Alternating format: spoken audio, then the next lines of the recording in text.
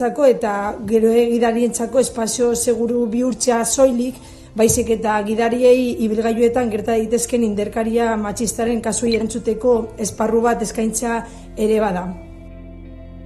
Autobusak erabiltzen dituzten pertsonen artean elkarrizketak eta inkestak egiten ari gara, analizatu egin nahi izateko zeintzuk dira haien artean dauden beharrak. Bigarren fasea, autobus gidarien beharrak aztertu egingo ditugu, komentatu egin den bezala, adibidez, olako jasarpena gertatzen dienean edo salaketaren bat gertatzen denean, nola egitu baruten, eta hirugarren fasea datu guzti hauekin protokoloa eratzea eta erabilgarria den protokolo bat edukitzea.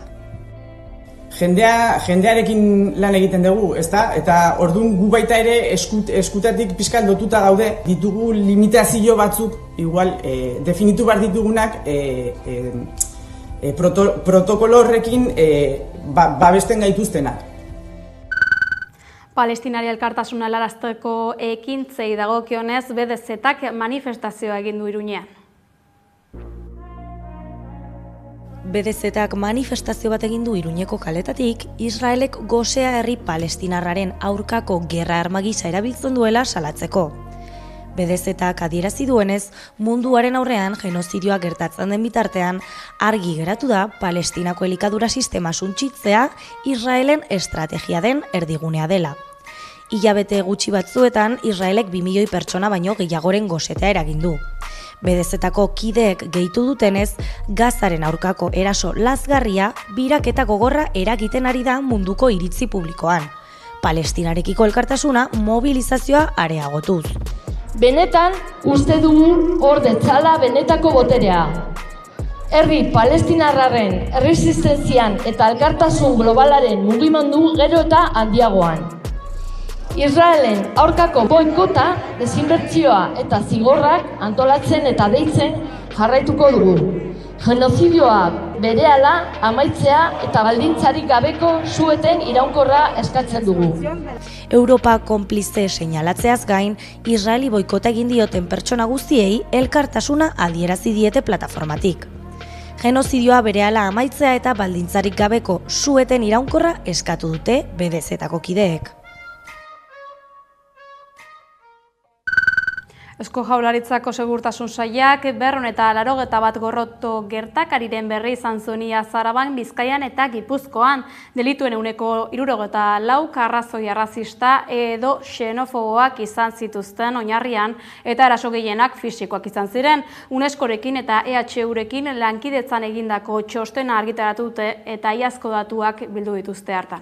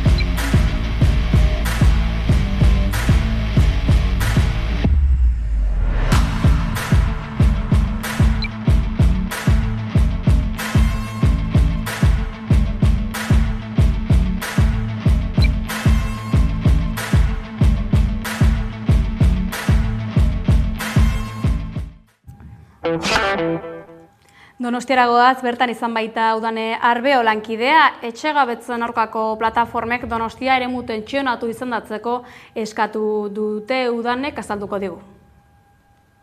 Donostia eremu tentsionatu izendatzea eskatu dute aste honetan etxeak ustea geldiarazteko. Urrian Gros auzotik gutxienez 4 familia kanporatzea saiestu nahi dute etxegabetzeen aurkako plataformek, Stop Desahucios, Inquilinos Azora eta Alokairu Bentaberri plataformek.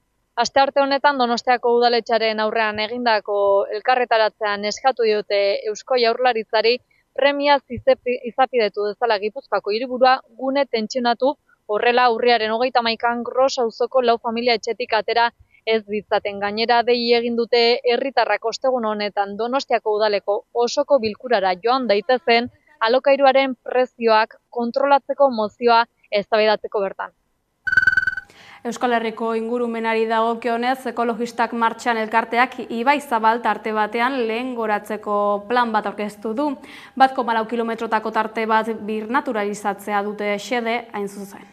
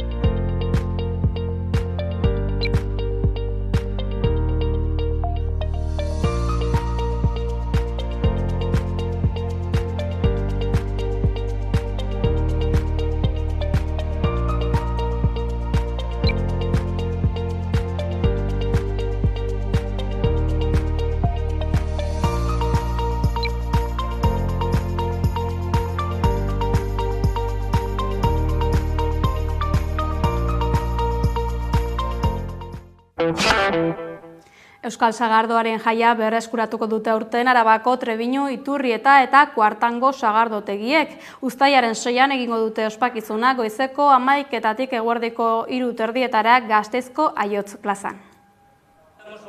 Sagardo eguna egingo dute Arabako 3 sagardotegiek uztailaren 6an. Gasteizen elkartuko dira Trebiñu, Iturrieta eta Kuartango sagardotegiak, azken urteetan galdutako eguna berreskuratzeko. Euskal Herriko beste hainbat sagardo ekoizle gonbidatu dituzte ere, beraiekin batera sagardoaren jaiaz gozatzeko. Uztailaren 6an izango da, Gasteizko Aiotz plazan goizeko 11:00 eta arratsaldeko 3:30 bitartean. Sagardoa dastatzeko aukera eskainiko dute bertan elkartuko diren ekoizleek. Hauek egiten duten lana aitortu nahi dute antolatzaileek. Horretarako, sagardotegi bakoitzean burutzen den prozesuari buruz hitz egingo dute. Euskal sagardoa zer den eta jatorri deitura horren barnean dauden sagar moten berezitasunak azalduko dituzte ere. Sagardoaz gozatzearekin batera, bestelako tokiko produktuak egongo dira Aiotz plazan. Gazta eta estebete ekoizleen postuak egongo dira plazan goiz guztian zehar. Tokiko produktuez eta sagardoaren kulturaz gozatu ahal izateko egitaragua prestatu dute Arabako sagardotegiek. Udako por sasoiari begira Renfek sustapen kanpaina hasi du penintsulatik merke bidaiatzeko. Renfek sustapen kanpaina bat abiarazi du uda honetarako eta horri esker bidaiariek penintsulako hainbat lekutara bidaiatu ahal izanen dute prezio merkeetan. Uztailaren 22tik irailaren 8 bitartean 7 eurotik aurrera erosi ahal izango dira txartelak. Eskaintza hori Renferen webgunean eta ohiko salmenta kanal guztietan egongo da eskuragarri uztailaren 1 arte. Kanpainak helmuga eta tarifa ugari biltzen ditu, bidaiari guztien beharretara egokituz. Konpainiak ohar baten bidez jakinarazi duenez, superprezio horiek AVE, AVLO eta larga distantzia trenetarako balioko dute, eta AVLOko ibilbide batzuek 7 euroko kostua izanen dute. Tarifa horri esker, erabiltzaileek bidaia irisgarriak, ekonomikoak eta erosoak izango dituzte udan zehar. Gainera, Renfek 14 eurotik aurrera eskaintzen ditu txartelak Madril eta Valentzia artean bidaiatzeko. Mediterraneoko kostaz gozatzeko aukera paregabea. Beste ibilbide batzuek 15 eurotik gorako txartelak dituzte Zaragozara, Iruñera, Logroñora eta Burgosera joateko. Guztiak hiriburuarekin konektatuta. Kanpaina honek 18 euroko txartelak jarriko ditu eskuragarri. Madril eta Barcelona, Lleida eta Tarragona, edo Madril eta Sevilla, Granada, Algeciras, Almeria eta Extremadura artean bidaiatzeko. Uztailaren batean abiatuko da Euskara Abenturaren 7. edizioa Euskal Herriko 7 lurraldeetako naiz diasporako gazteekin. Euskal geografia, kultura eta historia lagun artean ezagutzera eramango dituen oinezko espedizioa da. Euskara Abentura espedizioa hitz egiteko gurean dugu Libe Martinez de Rituerto, begiraleen koordinatzailea. Kaixo, Libe? Opa, Arratsaldeon. Arratsaldeon bai, hasteko. Zer modu zaude, abentura hasteko gogotsu? Ondo bai, gogotsu eta urduri pixka bate bai. Astebete baino gutxigo falta da, beraz ja berehala motxila prestatzen hasteko gogotsu. Uztailaren batean hasiko duzu abentura eta hilaren 31 amaitu. Konta iguzu zertan dantza abentura honek zein da helburua? Zuk esan bezala, 127 gazte euskaldunek parte hartze duten espedizioa da. Euskal Herri osoa gurutzatze dugu eta ekintza soziokulturalak egiten ditugu. Eta helburu nagusia euskara sustatzea da, baina horrez gain ere badu sare euskalduna sortzeko helburua, Euskal Herria sakonago ezagutzekoa, eta hori dena nola ez, balore positiboekin egitekoa. Esan bezala, 100 gora gaztek parte hartuko dute espedizio honetan, ze adintarteko gazteak dira hauek? 15 eta 17 urteko gazteak dira, 127 uste dut aurten denera, eta Euskal Herrikoak zein diasporakoak, bai. Gazte euskaldunen artean sare berri eta sendoa sortuko duzu beste behin, zer nolako erantzuna jaso duzu parte hartu duten gazten artean euskararekiko aurreko edizioekin alderatuz? Beti erantzun oso ona jasotzen dugu gazteengatik, gazteek eta langileok ere, ez dakit denontzat delako izugarrizko esperientzia eta jendea nahiko motibatuta etortzen da, eta denontzat, espedizioan gauden denontzat, nahiko egoera utopikoa da 31 egunez euskaraz bizi ahal izatea. Edizioz edizio oroitzapen politak sortuko zenituzten orduan? Bai, esan bezala hori sarea urtero sortzen da, eta gero urten arteko nasketak ere sortzen dira abuztuan, eta urte osoan zehar orduan, bai. Edizio berri honi begira, beste behin Euskal Herria luze zabal zeharkatuko duzuen, konta iguzu nondik nora ibiliko zarete eta zenbat kilometro?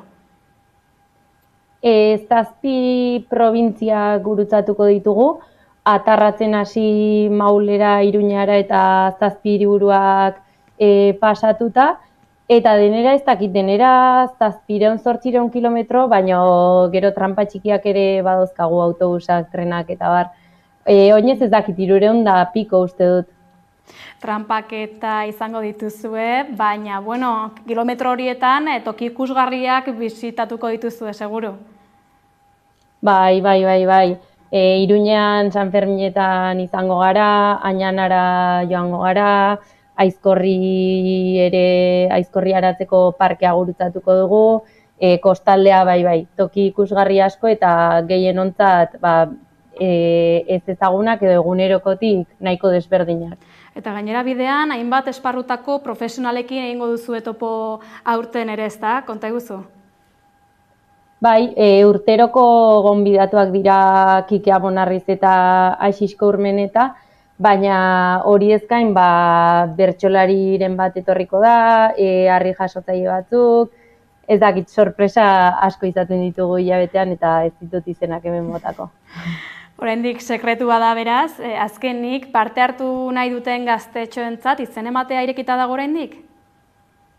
Ez, gazteen izen ematea martxoan itxi zen, gero hautaketa prozesua nahiko luzea izaten da, baina abenduan datorren urtean izena eman dezakete 15 eta 17 urteko gazteek, beraz abendutik martxora izena emateko aukera zabalik datorren urterako. Kontuan hartuko dugu beraz, Euskara Abentura espedizioaren irudiak eta berriak jasotzeko irrikitan gaude, zorte hon abentura berri honetan, Libe. Bai, oso ondo, eskerrik asko. Donostian gaur goizean 59. jazaldiaren aurkezpena egin dute, bertan izan da Udane Arbeolankidea. Hilabete eskas gelditzen da Donostiako jazaldirako uztailaren 23-tik 28-ra izango da eta 76 kontzertu eskainiko ditu 12 agertokitan. 59. jazaldiak goi mailako artista ugari bilduko ditu eta azken prestaketa lanetan ari dira donostiarrak. Gaur aurkezpenean bestalde iragarri dute Donostiako jazaldia saria, jazari eskainitako bere ibilbideagatik eta artisten belaunaldi baten baino gehiagoren erreferentea izateagatik William Parkerri emango zaiola azken hamarkadetako abangoardia jazteko kontrabasurik onenari. Eta nola ez, Donostiako jazaldiak tokiko talentuare ezagutzera emango du 24 euskal talde izango dira 59. jazaldi honetan. Donostiako jazaldia gerturatzen doa. Iñaki Salvador, Paul San Martin eta Mikel Azpiroz artisten piezak entzuteko aukera izan da Victoria Eugenian egin duten jazaldiaren aurkezpenean. Zehazki hilabete baino ez da gelditzen jaialdirako. Uztailaren 23-tik 28-ra jaza nagusituko da Gipuzkoako hirian barrena.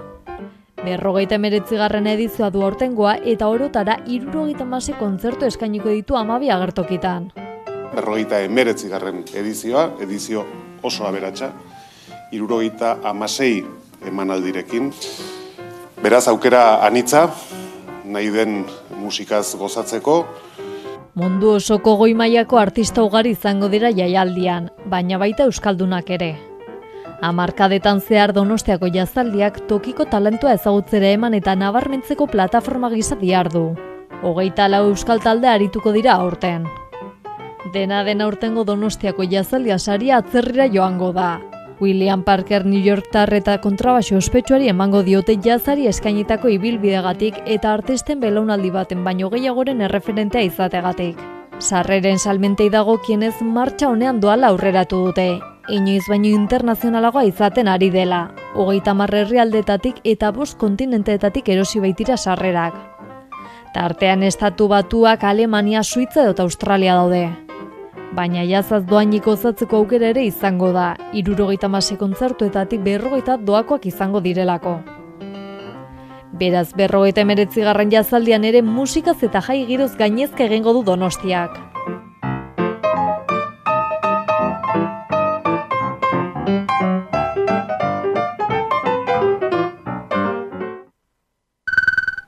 Donostiatik Bilbora Itziar Ituño izango da aurtengo Bilboko aste nagusiko pregoilaria.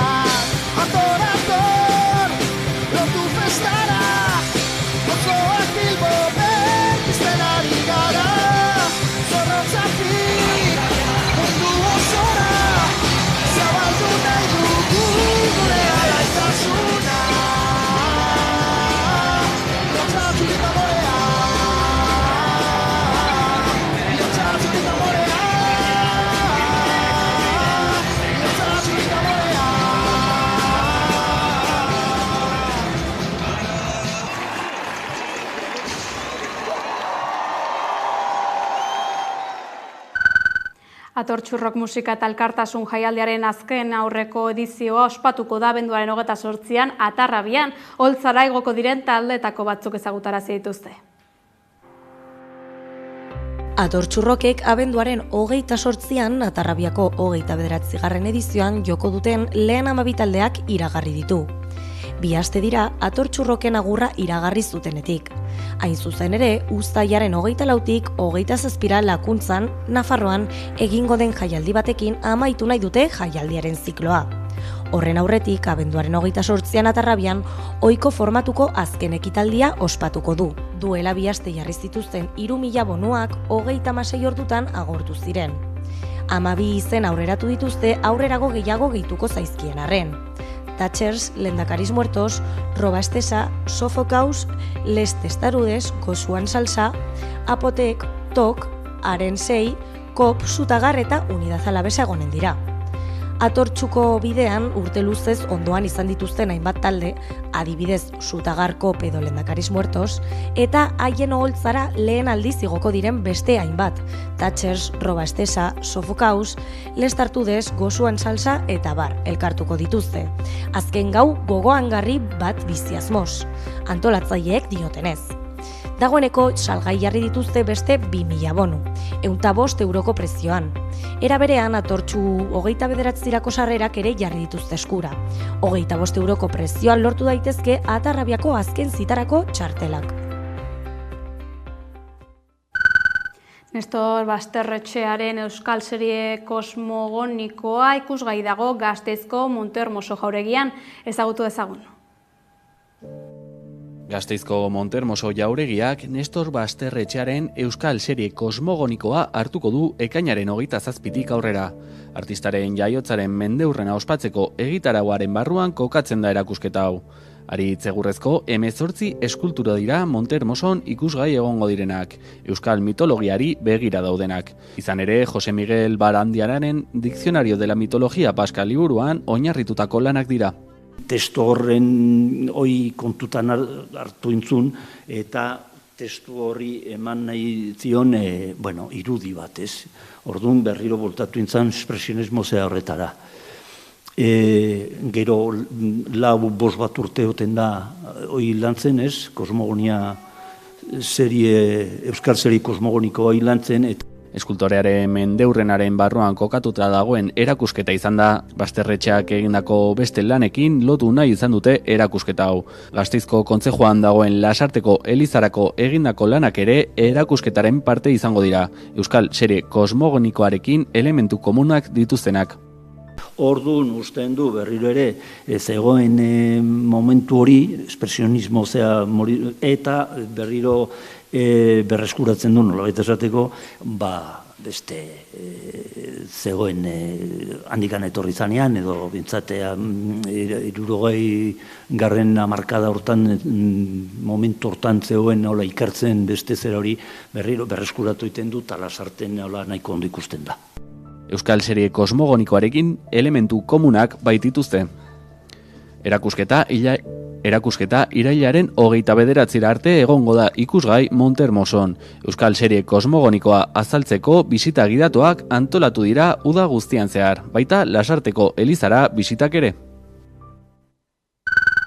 Alain Rekondo zinema ditua dugu pantailaren bestaldean, kaixo Alain?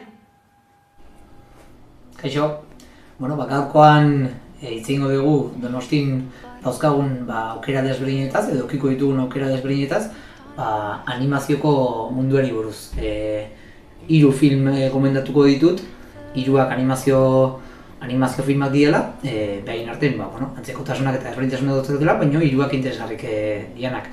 Lehenengoa izango zen, gaur egun dagoen estreinu garrantzitsuna, almenos aki aldetik, Inside Out 2 izango zela, bigarrengo parteak revés izan zen filmarena, Pixarren film famatua izan zena, bigarrengo zatia. Berriro ere Pixar ekoizle dela, ja Disney agentziarekin, eta pixka notatzea Disneyaren eskua, baina jarraitzen du proposamen oso interesgarria izaten. Lehenengo partea arrakasta handia edukizun, bai kritika aldetik, bai ikusle aldetik, eta bigarrengo parte honetan apostu berdinarekin jarraitzen dute.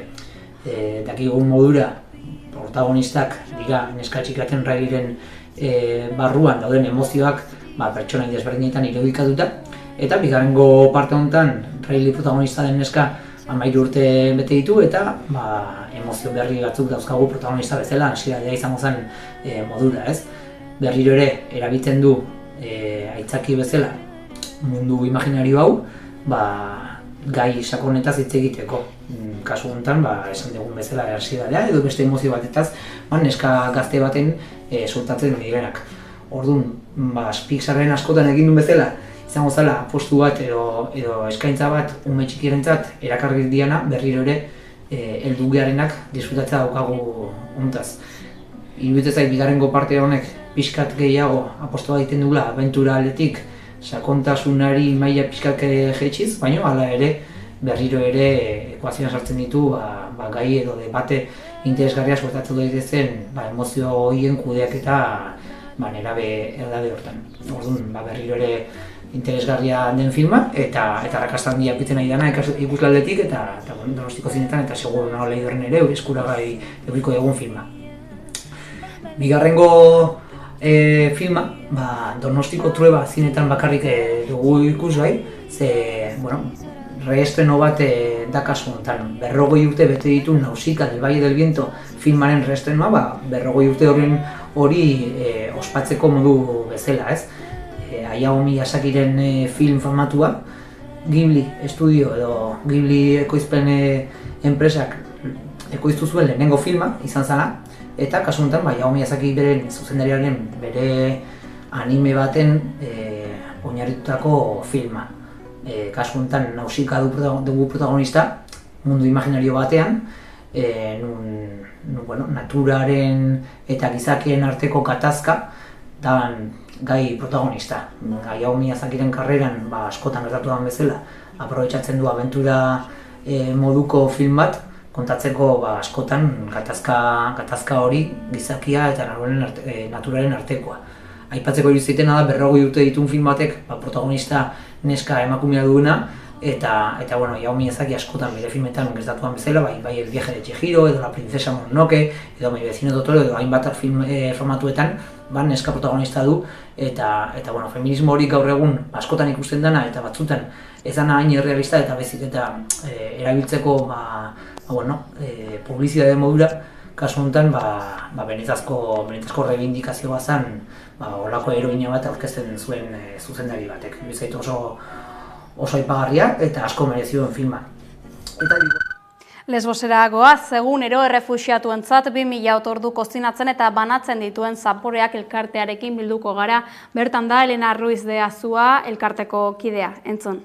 Oraintxe bertan, ze da Zaporeak, ze da eta ze zan, ez? Berez, sortu zen hoxe elikatzeko, baina karo, gero ikusi, sortu zen 6 hilabeterako bakarrik. Eta hori da mazagu sortzi, zergatik ikusi degulako ez, emergentzia hori kronifikatu egin delako orduan. Kronifikatu egin denez, gure helburua baita ere pixkat junda aldatzen, hau da. Hasiera batean zen, simplemente jendea sortzen zen, eta nola Europaren hitzarmena ez egon oraindikan, jendea ailegatzen zen irtetara, eta direktamente juten zen ja penintsulara. Eta Europara orain ja hori ez da gertatzen, ja jendea dago kanpamenduetan bizitzen, orduan, klaro, elikazioa baitara aldatu egin behar da, ez? Beharrak desberdina dazkate. Orduan, gure intentzioa da eta gure helburua da gure errazioetan edo gure menuetan ematea nutritiboki behar dituzten gauzak, baina baita ere mezu solidario bat, ez?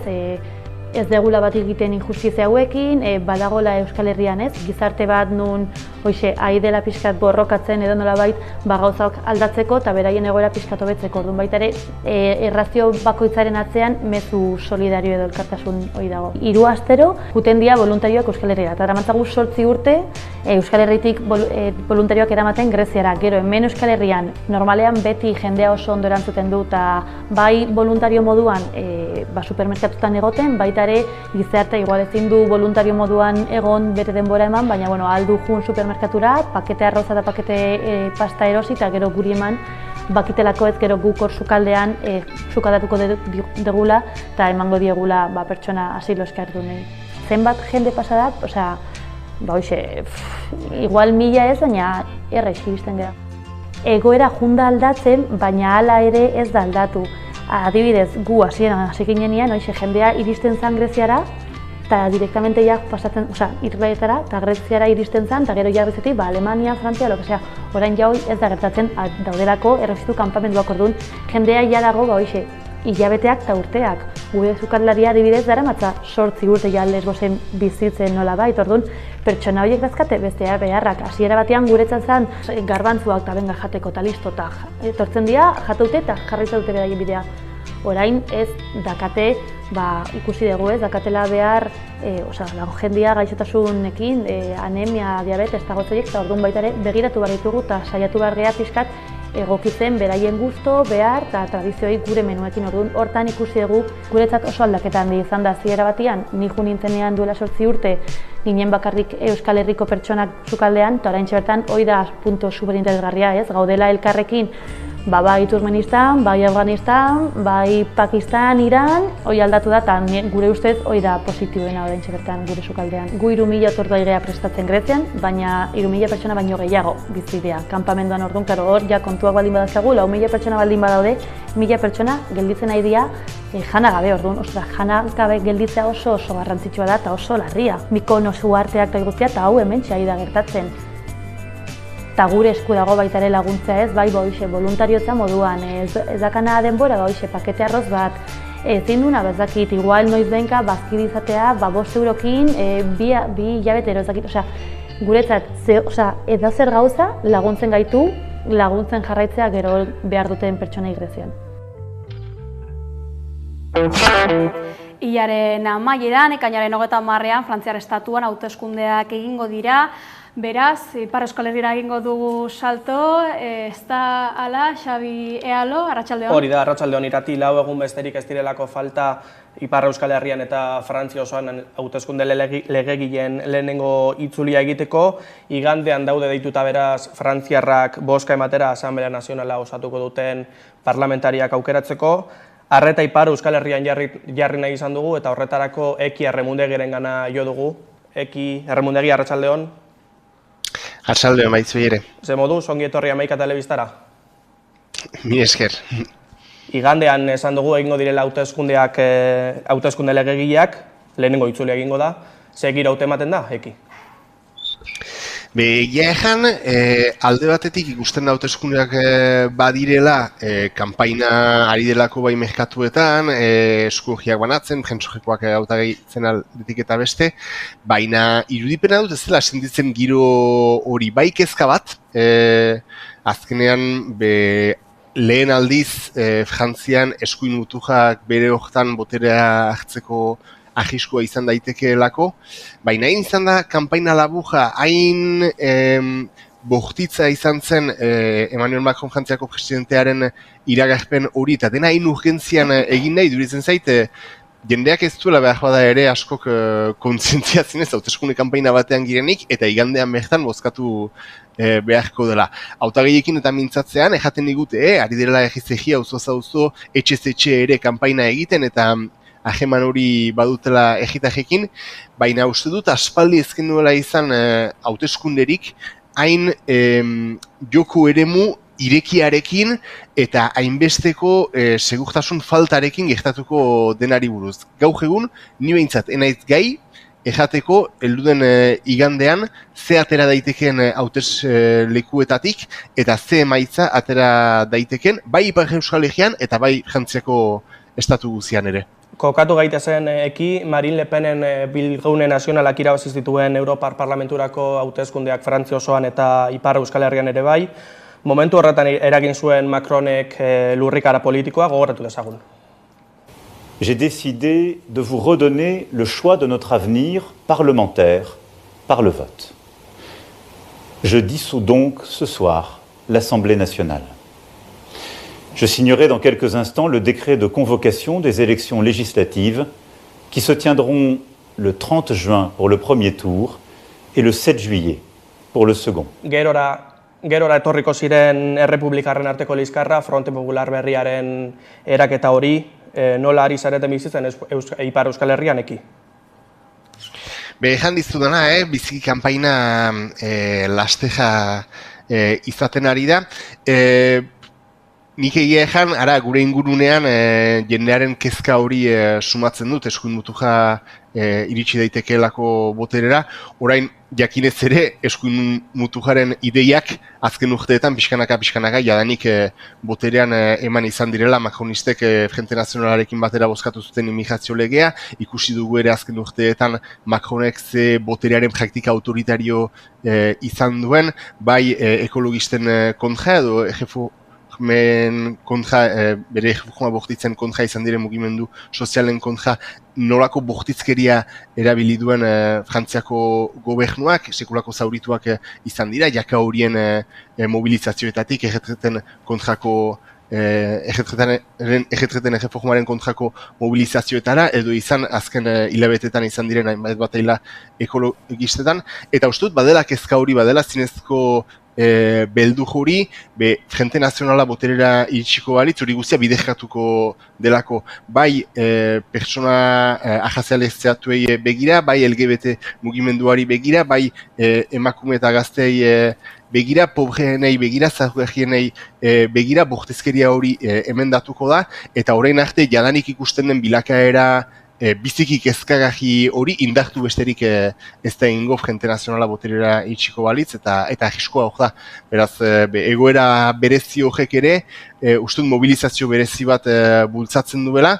Bere gora bera guztiekin, Baionan adibidez lehengo larun batean izan zen eskuin mutujaren kontrako beste manifestazio bat, eta biziki jende gutxi mobilizatu zen, eta horrek ere kezka bat sortzen du, alako egoera batean, jendeak ez balin badu kajikara ateratzeko beharrik sentitzen, ea igandean hauteslekuetara joaiteko beharra sentituko ote duen, baina bai, pentsa daiteke, eta espero dugu parte hartze handia izango dela igandean, eta horrek eskuindujari ateak isteko aukera emango duela, baina ez dakigu, gaur egun ez dakigu ze gerta daiteken, eta ze gertatuko den, eta igandera arte itxu beharko dugu, ikusteko Macronen erabaki horrek ze ondorio praktiko dituen.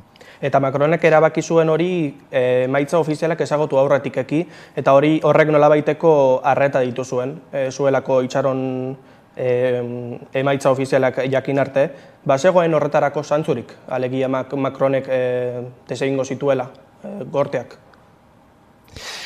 Frantziako asamblea desegiteari buruz aspalditik aipatzen zen aukera hori, eta analiste gehiago heldu den udazkenerako aukera bezala ikusten zuten, funtsean auge kontua bozkatzeko etzuelako gehiengorik izango Macronek, eta aipatzen zelako errepublikanoek haren kontrako zentsura mozio bat aurkeztuzaketela.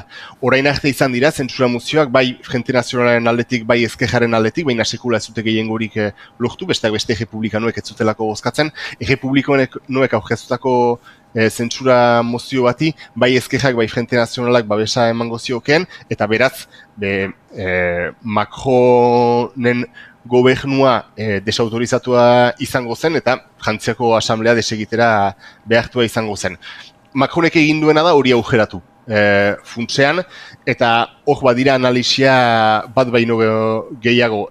Batzuek aipatzen dute Frantziako ezkerraren zatiketa baliatu nahi zuela, nolaz baitere gaur egun duen gehiengo hori eskuratu ahal izaiteko ezkerra galduko zituen diputatuak bereganatuz. Bada ere, aipatzen da, urria itxen gabe, elduden duazkena itxen gabe, gaur egun berak deseginez Frantziako asamblea aukera gehiago izan zezakeela behar bada errepublikanoekin ondotik aliantza bat egiteko, baina horiek denak azkenan suposizioak dira, badakigulako azken 7 urteetan ez balin badu lortu berak nahiko lukeen aliantza zabal hori egiten bere eskuinetik eta bere ezkerretik jendeak erakajiz, erakaji behar zituenak erakajitu jadanik, orain ere hori lortzea zaila da. Apustu arriskutsua da, asko jaten dute Macronisten helburuetako bat dela ere gaur egun eskuin mutuak boterea dezan. Argi dena da, azken urteetan izan duten praktikak eta azken urteetan ere dituzten politikek hori ahalbidetu dutela, eskuin mutuja igotzea, idea xenofobo eta rasistak, diskurtso xenofobo eta rasistak normalizatzea, eta Macronistak dira azken urteetan eskuin mutujak izan duen gorakadaren erantzule nagusienetakoak. Eta Macronek hartu duen erabaki honekin, praktikoki eskuin mutuja boterera iristeko arriskua mahai gainean ezagidu. Esan dugu igandean egingo dela lehenengo itzuli hori, bi itzulitara jokatuko dira hauteskunde legegileak, hiru bloke nagusi osatu dira, alde batetik Marine Le Penen Bilgune Nazionala, Fronte Nazional berria, sortu berria, eta Macronen alderdia ze panorama geratu da hauteskundeetan. Bai, hiru bloke horiek ikusten ditugu azken urteetan funtsean, Macron agertu zenean 2017 bai alderdi sozialista, bai errepublikanoak lehertu ziren, eta Macronek nolaz baitere bloke zentral hori osatzea lortu zuen, funtsean zentraletik gutxi zuena, biziki fite ikusi baita eskuineko bloke hori bat zela. ondoan eskuin mutuja gero eta indartsuagoa da, eta azken urteetako politikek eragin zuzena dute hortan, eta ezkerreko bloke hori bere gora bera eta zatiketa guztiekin biziki hauskor eta desegonkor izan dena azken urte hauetan. Azken aldian ikusi dena, eta Europako hauteskundek ere hori erakutsi dute, bloke zentral hori, makronisten bloke zentral hori, gainbera betean dela, eta ondoan eskuin mutujaren gorakada ikusten dugu. Funtsean eskuin mutujaren alternatiba bakarra ezkerra da, eta hori hasieratik ulertu zuten Europako hauteskunden emaitzen gauean, berehala aliantza egitera jo dute, eta Frantzian aspaldi ikusietzen aliantza bat lortu dute, NPA bezalako ezker mutujeko alderdi batetik, alderdi sozialistaren eskuin egala arte biltzea lortu duena. Hauskoja da, kontraejan handiak ditu, baina batasun hori lortzen dute, funtsean eskuin mutujaren kontra. Ikusi beharko da, bai igande honetan eta berizik uztailaren zazpian, zenbat diputatu lortzera iristen den ezkerra, diputatu asko lortzeko aukera izan dezake, zinez eskuin mutujaren kontrako bozka hori bere ganatzea lortzen bali badu, eta hor bigarren itzulian ikusiko da, ea makronistek haien balio errepublikar horien izenean eskuin mutuja blokatzeko autua egiten duten, edo azken aldian kanpainan ari diren bezala, ezkerra eta eskuin mutuja parez pare emanik, eskuin mutujari bidea irekitzen dioten. Ipar Euskal Herrian den berezitasuna da, EH Baik ezkerreko abertzaleek Frente Popularekin akordioa lortu duela, eta horrik bai irekitzen duela perspektiba berri bat, panorama berri bat, Ipar Euskal Herrian lehen aldia delako abertzaleek alako jente zabal batean parte hartzen dutela Frantziako Asamblearako hauteskunde batzuetan, eta horrek bai izan dezakeela eragina, bai hauteskunde hauetan emaitza bizikiona lortzeko aukera izan dezakeelako Frente Popularek Ipar Euskal Herrian, baina gerora begira ere irekitzen duen panoramagatik Ipar Euskal Herrian jakobinoak edo jakobinoenak behintzat baztertuak izan baitira aliantza honen bidez, eta emaitza honak lortuko balituzte, horrek beriziki 2026ko egiko bozetarako zuzeneko eragina izan lezakeelako. Euskal ordezkariak egongo dira, beraz, Frantziako Asamblea Nazional horretan eki? Euskal Herriko ordezkariak izango dira seguru, 3 hautesleetatik diputatu bana joango delako.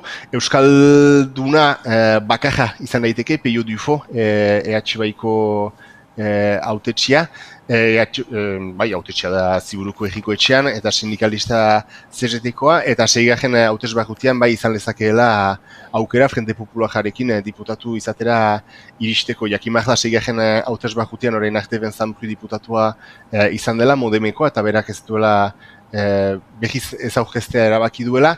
Haren ordez presidentearen aldeko koalizioan Christian Devez kanboko hauzapeza izango da, eta jakimar da kanbonden hirigintza proiektu handi baten erantzulea dela bera, eta horren inguruan bere kontrako bost desente lortitzakeela, eta ondoan Emmanuel Brizon republikanoen hautagaia eta eskuin mutujeko gazte ezagun bat aurkeztuko direla.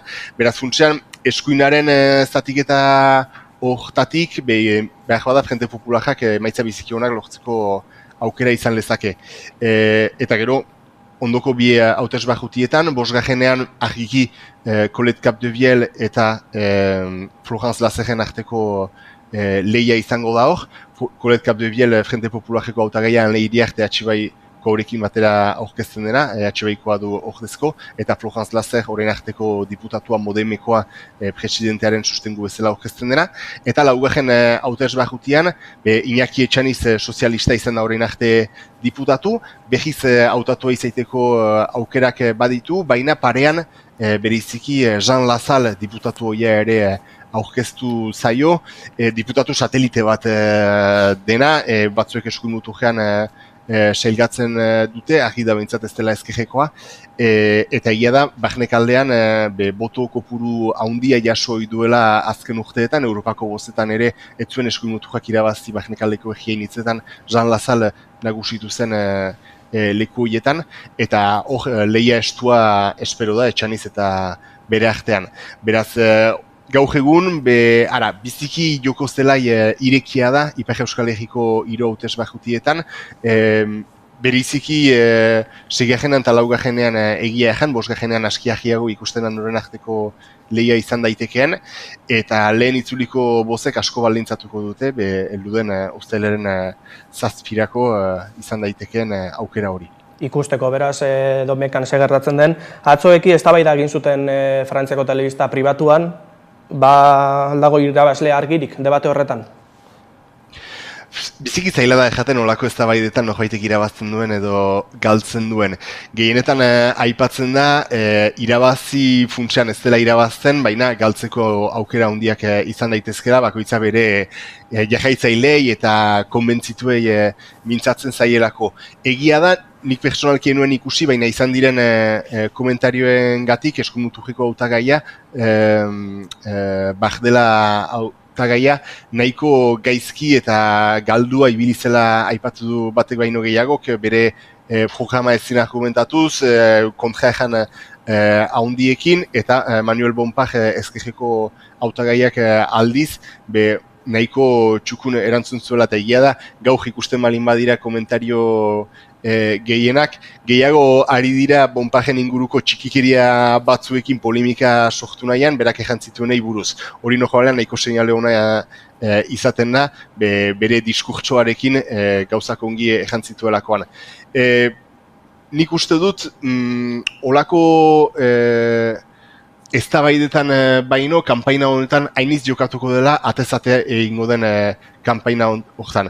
Funtsean, 3 espazio ezberdin badira. Espazio mediatikoa, erabat ezkerraren kontrakoa da, eskuin mutujaria hotza eman dio azken urteetan, eta makronisten aldeko mezuarekin ere ari da.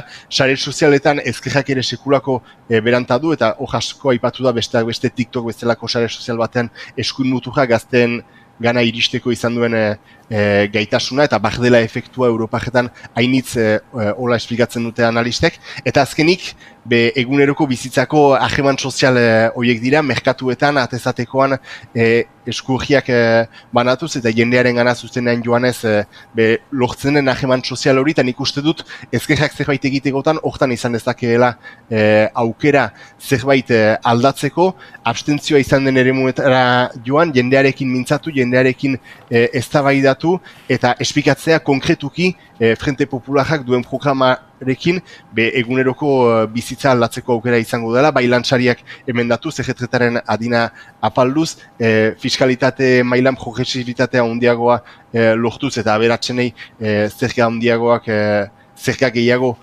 ordainaraziz. Ez da iraultzarik izango, ez da ametxik egin behar, baina gutxienez eskuin mutujari ateak itxi eta egitaren egunerokoa pixka bat hobetzeko aukera izan daitekeela. Diskurtso horrekin balin badoaz, 2 aste biziki laburrak dira, jadani bukatzen ari da, 3 egun gelitzen dira helduden igandeko hauteskundetako kanpaina bukatu aintzin. Hori da ezkerrak egin dezaken onena, eta bai, olako eztabaidetan dudarik gabe ez da galdu behar, baina nik uste dut beste joko zelai batean jokatuko dela nagusiki zerbait irabazteko aukera ezkerrarentzat. Eta bigarren itzulian ekize aurre ikus daiteke, aliantza berriak osatuko dira, edo baten batek behar bada dimisio emango du, ze aurre ikusten da hor Ipar Euskal Herrian? Argiki leku gehienetan aipatzen da izango direla Frente Popular eta eskuin mutujaren arteko lehiak. Ipar Euskal Herrian nik eskuin mutujari ez diot ikusten bigarren itzulira iristeko gaitasunik, naiz eta Europakoetan biziki emaitza honak lortu zituzten. Biziki desberdina da, Europako hauteskunde batean egunero telebistan ikusten duzun hautagai mediatiko bati botoa ematea, edo inork ezagutzen ez duen hautagai gisajo bati bozkatzea, Frente Nazionalak aurkezten dituenak gehienetan halakoak izaiten direlako. Uste dut Ipar Euskal Herrian badela zentro eskuineko komunitate zabal bat, eta horretan makronistek eta errepublikanoek bostak lortzeko aukerak izan ditzakete, eta ondotik ezkerrak bere batasunarekin ere emaitza oso onak lor ditzake. Nik uste dut Frente Popularreko eta zentro eskuineko hautagaia lehiatuko direla Ipar Euskal Herrian bigarren itzulian. Ikusi behar da ze neurrirekin iristen diren bigarren itzulira, eta hor jarriki ezkerrak bozka reserva gutxi izango ditu, eta zentro eskuinean aldiz, bigarren itzulirako batasuna lortzeko aukerak izan litzakete. Ez dakigu gaur egun zenbateko boto kopurua suposa dezakeen Frente Popular batu horrek Ipar Euskal Herrian. Azken urteetan halako esperientziak izan direnean, edo abertzalek ez dute parte hartu, edo izan dira bestelako bestelako aliantzak eta bestelako lehiak ere. Beraz, hor bada, argiki ez ezagun bat, Ipar Euskal Herrian, elduden igandean deskubrituko duguna, eta lehen itzuliko emaitzek ere, bigarren itzulian eragin dezakete, abstentziotik beste batzu behiz buzkatzera joaiteko, baina bai, nik auge ikuspegin bat egitekotan hori ingo nuke. 3 hautesbarrutietan, Frente Popularreko hautagaia zentro eskuineko hautagai baten kontra. Eki Erremondegi, horrekin geratuko gara, eskerrik asko Amaikaren deiari erantzutearren, eta izango dugu elkarremeri aurrerantzan ere. Mil eskertze bai eta eskerte.